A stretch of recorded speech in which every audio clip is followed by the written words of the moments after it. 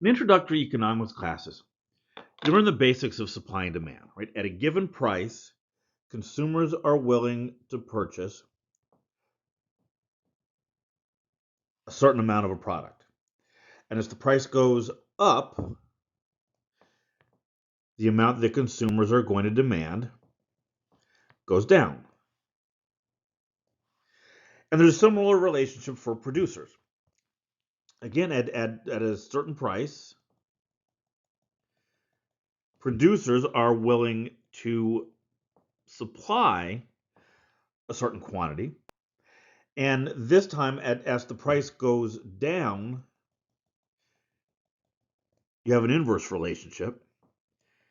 And producers are willing to produce less. The point at which, the price at which the amount that consumers demand and the amount that producers are willing to make is equal, that's that spot right here where the supply and demand curves cross, is called the equilibrium point, right? And I've labeled that equilibrium price P star and the corresponding quantity that would be demanded or supplied as Q star. Now think about what happens at a price point higher than P star from the consumer's perspective. At this price, there were consumers who were willing to buy the product, right? And these people recognized a savings equal to the difference between that price and P star. Right? It's money that the consumers would have been willing to spend but didn't have to. Right? Visually, that's the area between the equilibrium price line and the curve, right? And this total area, this total accrued savings, is what we call the consumer surplus. Now turn this around and think about it from the producer's perspective. At say this price, lower than P star, there were producers who would have been willing to produce product at that price. And they benefited from being able to charge a higher price for their product than they would otherwise have been willing to.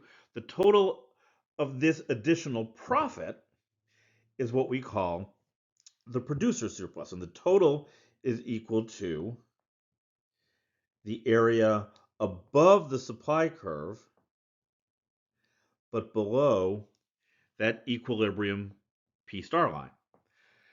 So what we'd like to be able to do is calculate these things, right? Is to actually calculate the consumer surplus and calculate the producer surplus. So to do that, this is actually a fairly straightforward calculus problem.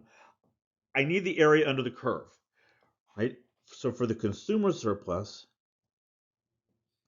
I'm looking for this area here, right? So what I'll do is consumers, let's call this surplus consumers. This is the integral from 0 to Q star, right? That's what's going on down here on my x-axis, of the demand curve, d of q dq. But that, of course, gives me the entire area under the curve. And we could set this up as a true calculus problem and subtract P star and put that inside the integral. But it's a little quicker because of the geometry here to just saying, look, I don't want this rectangle. And I know what the area of that rectangle is. It's P star times Q star. So I'm going to subtract out P star Q star. And there's my answer, right? That's my formula for the consumer surplus.